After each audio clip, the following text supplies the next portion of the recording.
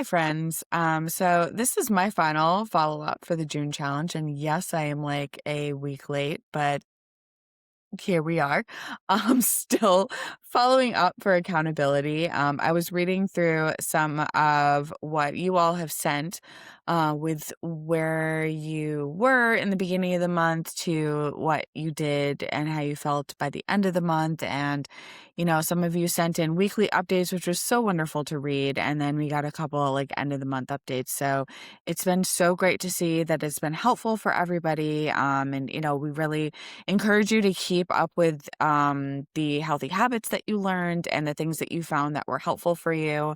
Um, I know I kind of shared a little bit about this, but one of the things that I actually found the most unhelpful for me was trying to fit into boxes and other people's idea of what, say, success looked like, or, and I don't mean like regular, like life success, right?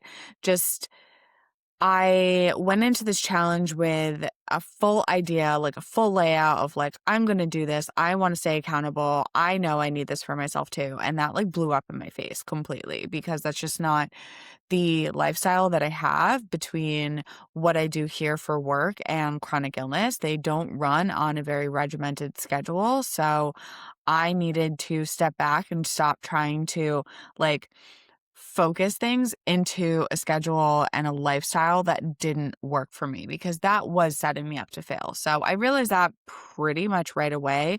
So I took a step back and like reevaluated like, okay, what do I need to do? And I was able to incorporate some more, I'll say healing things. I focused on time with my husband. We still have our, once a week dates and, really making sure that those are like a non-negotiable. And that was really helpful. We were able to get away for a couple days in the month of June, which was also really, really nice. But something that I realized very, very quickly is that by disconnecting too much, it was really, really hard for me to get back mentally, physically, like even I'll say creatively. It was really hard for me to kind of get back into life in general.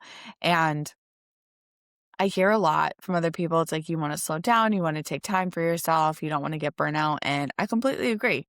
You do not want to get burnout. You do not want to keep pushing and pushing and pushing and pushing yourself with no moment to step back. And I agree with that completely, but I also realized that hitting a full stop was not healthy for me either.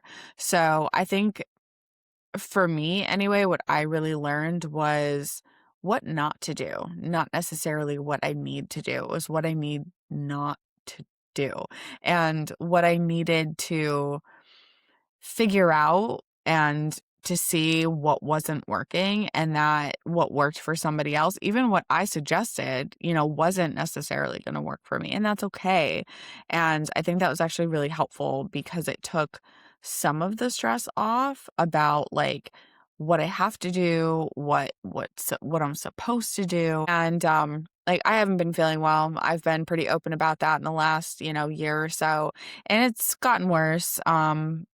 Just temperature changes, season changes, life, all that kind of stuff, and just chronic illness, right?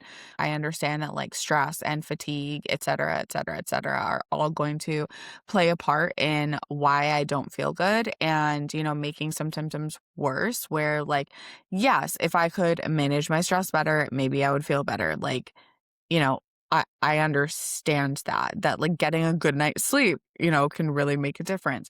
Eating a well-balanced diet is going to make a difference. Like I understand all of those things, but right now, not all of those things are coming to me easily right now. So while I know that they're playing a part in this, like what else can I do? What else can I focus on? How do I help myself? I think it was really helpful just to feel like I was accomplishing something and that I was working towards something.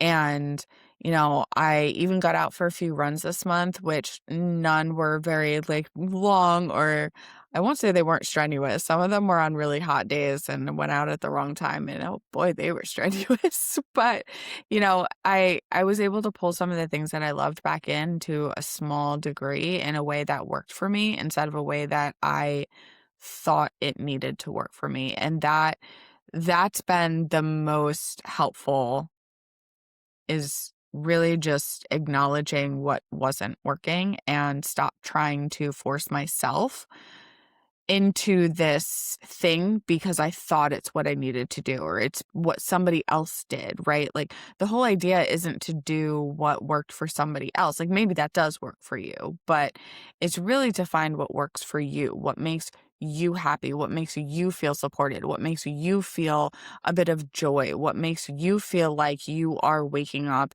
and doing the things that you need to do and being able to identify where those pitfalls are so that way we know where we can ask for help if that's what we feel that we need or what we feel we can do, right? And I also realized, in my own journey with therapy and talking about my own mental health, that there were some things that were being ignored that I can no longer ignore. Like they're literally like staring me down saying, I'm not moving because you can ignore me anymore. And I feel like if I hadn't have really been focusing on the things that weren't working for me in the last month, I might have been able to just like work around that thing that I can't work around anymore. So it really just helped me figure out what I needed. And that's it.